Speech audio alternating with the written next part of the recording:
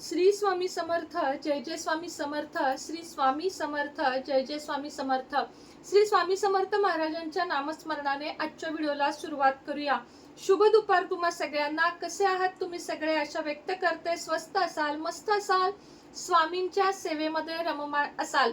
आजच्या व्हिडिओमध्ये मी तुम्हाला उद्या आहे श्रावणी गुरुवार आणि श्रावणी गुरुवार पासून साधारण 3 गुरुवार कसे करावेत आणि तारक मंत्र या 2 सेवा मी तुम्हाला सांगणार आहे. बऱ्याच ताईंचे मला कमेंट आले की ताई आम्हाला अशी छोटीशी सेवा सांगा जी आम्हाला करता येईल, प्रापंचिक अडचणी बघून आम्हाला ती पूर्ण करता येईल, आमच्याकडून अधुरी म्हणजे निम्म्यातून जायला नको, आम्हाला ती पूर्ण करायची. तर चला, आजच्या सारखा म्हणजे उद्यासारखा आणि श्रावण महिन्यासारखा मुहूर्त नाहीये. उद्या आहे श्रावणी गुरुवार. आपल्याला 3 श्रावणी गुरुवार पकडायचे आहेत, म्हणजे 3 गुरुवारचे व्रत करायचे आहे. कसे करायचं आहे तुम्ही मी सगळे मिळून करूया. कसं करायचंय अगदी थोडक्यात माहिती सांगते. सर्वप्रथम स्वामी महाराजांचा म्हणजे महाराजांचा फोटो किंवा मूर्ती आपल्या घरात असली पाहिजे. आणि मैत्रिणींनो, तुम्हाला खरंच सांगते, मूर्ती तुम्ही घरामध्ये स्थापन करा. मूर्तीचं एक आपलं वेगळं स्थान असतं. मूर्तीमध्ये प्राणप्रतिष्ठा होते आणि त्यामुळं मूर्ती घरामध्ये असावी.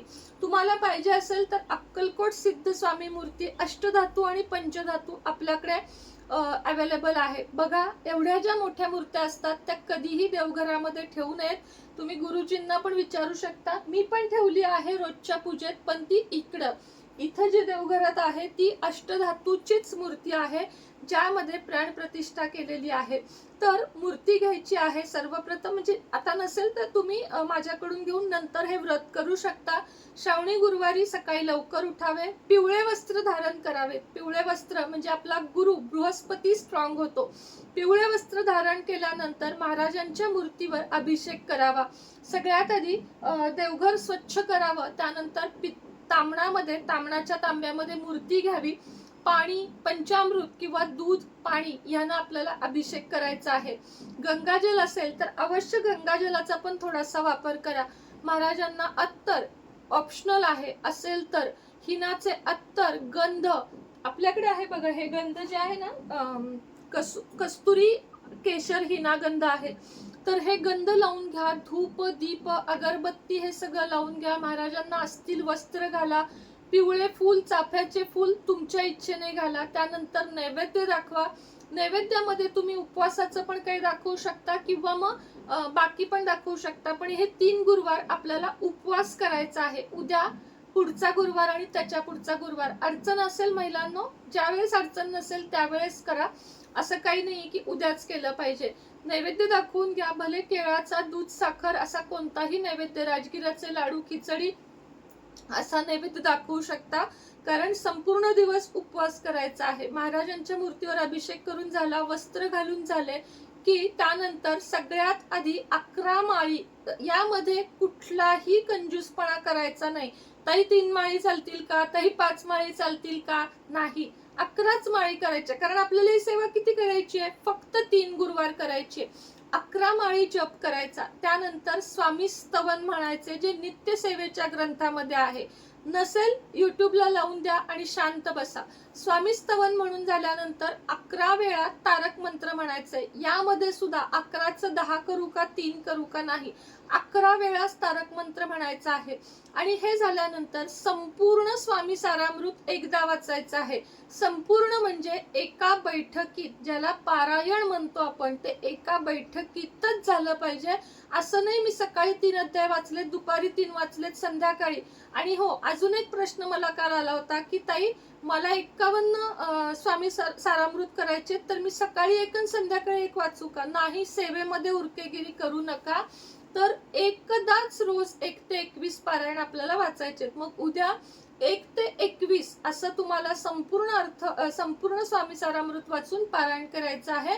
मग ते नित्य सेवेचा केंद्र असू दे किंवा अक्कलकोटचा असू दे, कोणतंही असू दे. कारण सारामृतच आहे शेवटी. कारण कुणाकुणाकडे नाहीये. मी जेव्हा व्हिडिओ केला तेव्हा मला कळलं की बऱ्याच ताईंकडे अक्कलकोटचं नाहीये. असू दे, जे आहेत ते दोन्ही सारामृतच आहेत, दोन्ही महाराजांचेच आहेत. संपूर्ण सारामृत वाचायचं आहे. महाराजांची आरती सगळ्यात शेवटी करायची आहे, ती महाराजांची आरती कुठलीही करू शकता. आता मी स्वतः कोणती करते, पंचप्राण हे आतुर झाले करण्यात व आरती. इतकी इतकी इतकी सुंदर आरती आहे की असं वाटतं आपण अक्कलकोट मध्येच आहोत, एवढी छान आरती आहे. तर ही आरती करायची आणि उद्या संध्याकाळी तुम्ही उपवास सोडण्यासाठी पोळी भाजी वरण भात मिळाली श्रावणी घेवड्याची भाजी हा संपूर्ण नैवेद्य दाखवायचा आहे. आणि हो, गुरुचरित्रातील 14वा 18वा अध्याय नक्की वाचा.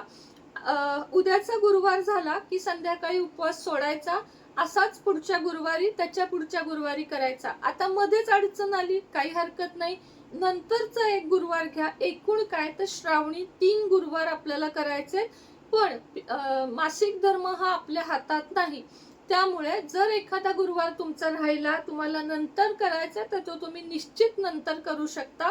फक्त सुरुवात या व्रताची श्रावणामध्ये व्हावी एवढंच मला तुम्हाला सांगणं आहे. वस्त्र पिवळे घालायचे, कोणाशीही भांडण तंटा करायचा नाही, घरात मांसाहार अंड ह्यातलं काहीही खायचं नाही. ताई मी नाही खात, नवऱ्याला खाऊ दे का, हे प्रश्न विचारायचे नाहीत. कारण जेव्हा आपण एखादं व्रत करतो तेव्हा या व्रताची व्यवस्थितपणे जर तुम्ही केलं तर तुम्हाला त्याचे लाभ होतात. आता गुरुवार सोडून खाऊ का, शेवटी तुमची इच्छा आहे, पण शक्य असेल तर श्रावण महिन्यात असंही तुम्ही लोक पाळता, मग संपूर्ण करावं अशी माझी तुम्हाला इच्छा आहे. पण किमान गुरुवारी तरी मग खाऊ नका आणि हे 3 गुरुवारचं व्रत करा. याचं उद्यापन करण्याची कोणतीही गरज नाही.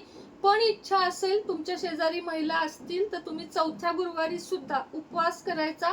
संध्याकाळी महिला बोलवायच्या, सारामृताची एक पोथी द्यायची. पण माझ्या मते सारामृत हे आता सगळ्यांकडे आहे, त्यामुळे इथून तुमच्या इथून नेऊन ते कुठेतरी धुळीत पडलं तर ते चांगलं नाही. म्हणून जेव्हा तुम्हाला उद्यापन करायची इच्छा आहे तेव्हा महाराजांच्या केंद्रात मठात जावा, तिथं 101 रुपये दक्षिणा द्या, महाराजांना सांगा की मी असं व्रत केलं, निर्विघ्नपणे पार पडलं.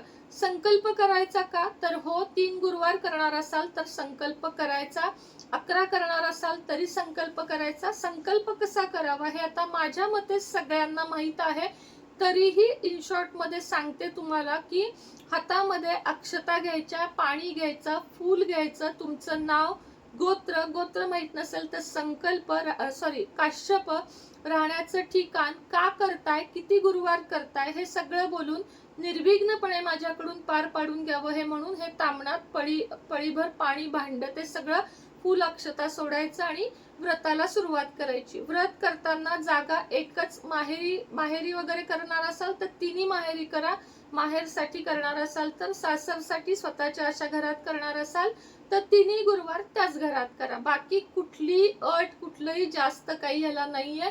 अगदी निवांत करा, मनोभावे करा.